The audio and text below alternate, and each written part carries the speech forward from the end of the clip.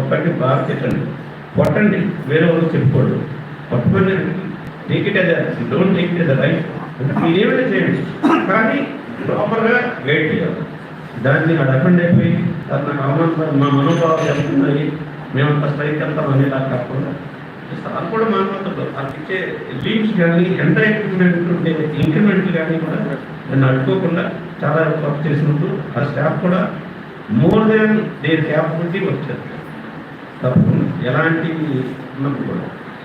అలాగే మనం ఇక్కడ మనకు ఒకటే ఒక జడ్జి అన్నప్పుడు మనం వ్యక్తిగతంగా మనం మానవత కలిగి ఉండాలి, జడ్జి అన్నప్పుడు ఇంకా మానవతం కలిగి. మీకు తెలుసు కొన్ని కోర్టుల్లో చిన్నపిల్లలు వేయడం ఇస్తే బయట పంపించేస్తారు, మా పిఎస్ఏ పంపించేస్తారు, ఏదో నా ప్రకారం తీసుకున్న తల్లిదండ్రులు తరగతి. అసలు వాస్తవంగా అయితే మనకున్న గైడ్లైన్స్ ప్రకారం వాళ్ళకి వేరే రూల్స్ కట్టివ్వాలి. మన బాత్రూమ్స్ వెంకటం ఇంకా దాని ప్లానింగ్ ఉంది, దాని పక్క ప్లానింగ్ ఉంది, డిజైన్ ఉంది. అది కట్టినప్పుడు వాళ్ళకి ఇక్కడ ఇచ్చినట్టు ఇవ్వాలి. అలాగే సెపరేట్ వాష్రూమ్స్ ఇవ్వాలి. మిల్క్ ఫీడింగ్ అయితే వేరే దగ్గర వాళ్ళకి ఒక కార్నర్లో ఒక రూమ్ ఇవ్వాలి. అలాగే వల్నరబుల్ విట్నెసెస్ అని అలాంటి వాళ్ళు ఉంచడానికి కూడా మనకు వేరే సెపరేట్ సెల్ ఏర్పాటు ఉన్నది. ఈ మధ్య ఆల్టర్నేటివ్గా మేము ఒకటి సజెస్ట్ చేసాము. పర్మనెంట్ బస్ అక్కడికి వచ్చినప్పుడు కొంత అందులో నుంచి బయట రావాలి. అక్కడ ఆ క్షణంలో ఎవరైనా బెడ్ ఎట్టినప్పుడు అయ్యో మన బెడ్ ఈ క్షణంలో ఈ ప్రీమియస్ ఇస్తే ఎంత ఏమవుతుంది అన్న కోణం మనకు చాలు, అంతకుమించి ఏం చేయగలేదు. అక్కడ మనం కోల్పోయేది ఏం లేదు. లాస్ట్ టైం నేను కాన్ఫరెన్స్ కూడా చెప్పాను, మీరు మీ ఇద్దరు ఉన్నారు అక్కడ. అదే ప్లేస్లో నేనుంటే ఏం చేస్తున్నాను, ఎవరు నేడిస్తే మా ఎజర్ కూడా తెలుసు, కట్టలని పక్కన పెట్టి ఎవరు పిలిపించండి అట్ట ఏ కట్ట అడగండి చెప్పించిన ఇప్పుడు ఇచ్చేస్తాను, ఏదమ్మా మీ డైవర్స్ కేసు వాళ్ళు చేస్తాను ఎక్కువ 7 రోజులు. ఇక్కడ నేను చేసేసింది ఏం లేదు, జస్ట్ హ్యూమానిటీ అని కూడా అన్నాను. ఇది obligation,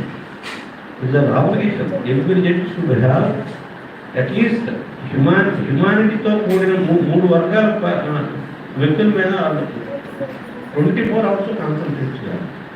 old age, women, children మీరు ఎక్కడ అన్నీ అందులో వచ్చేస్తాయి. హ్యాండిక్యాప్లో ఫిజికల్ అని చెప్పలేదు మనకి, దానికి వేరే వస్తుంది. అలా కూడా మీకు ఇంకేం కావచ్చు. నేను ఐడెంటిఫై చేసి ఈ 3 ప్రయారిటీ ఇవ్వాల్సిందే. ఈవెన్ ఇలాంటి కేసుకున్నప్పుడు మనం అబ్జెక్ట్ ఫిట్నెస్ని కూడా ముందు చేసేయాలి. ఎందుకు చేసాం, ఫర్ ఎగ్జాంపుల్ సెంటర్ జైలు నుంచి ముద్ద తీసుకొచ్చారు, ఎర్లీ చేయకపోతే అక్కడ ఎన్ని గంటలకు భోజనం పెడతారు, మీకు జైలు మంది పెడతారు. 10 గంటల తరపు మంది పెట్టరు, సాయంత్రం 4 తరపు పెట్టరు. పొరపాటు 5 గంటలు తీసుకెళ్తే ఏం చేయాలా, రాత్రి ఫస్ట్ ఉండాలి. సో నేను ఎక్కడ పని చేసినా ఫస్ట్ అండర్ ట్రీట్మెంట్ అని పిలిచి ఆ మ్యాటర్ అయిపోయిన తర్వాత బాబు కనీసం సెకండ్ స్పెల్ లంచ్కైనా అంతా తీసుకెళ్ళి నేను మా మిగతా కోర్టులు కూడా నేను చెప్పేది ఒకటే, అందరూ అనుకొని ఒక రోజుకి వెళ్తాను. వాళ్ళకి ఇబ్బంది ఉంది. పీడిఎం కోర్టుకు ఒకరోజు, ఏడిఎం ఒక రోజు, ఏడిఎం కోర్టుకు ఒక రోజు కాకుండా వాళ్ళు కూడా మాకు ఎవరైనా పీపీ రాకపోతే గైడ్ చేసినట్టయితే అన్నీ ఒక రోజు తెలుసుకొని మేము వాళ్ళు కూడా ఎన్నిసార్లు ఎస్కార్ట్ చేస్తాం. దురదృష్టం వచ్చి మన ఊళ్ళో జైలు ఇంకా రిపేర్స్ క్యారీ అవుతాం లేదు, అయితే మనకి బాధ లేకపోతుంది.